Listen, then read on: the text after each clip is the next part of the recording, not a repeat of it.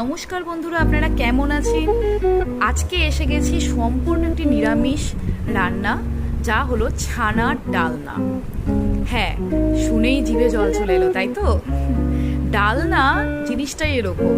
ডালনা শব্দটির অর্থটা, আক্ষরিক অর্থ আপনাদেরকে বলে রাখি, যা হলো সংস্কৃত শব্দ থেকে পাওয়া সন্তলন থেকে আমরা ডালনা কথাটি পাই।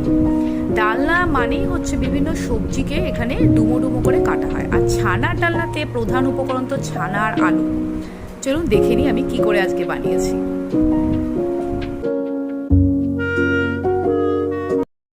চলুন দেখে নেওয়া যাক। এখানে আমি দিয়ে দিয়েছি 200 গ্রামের মতন ছানা, দিয়ে দিলাম স্বাদ মতন নুন, হলুদ গুঁড়ো, স্বাদ মতন একটু চিনি।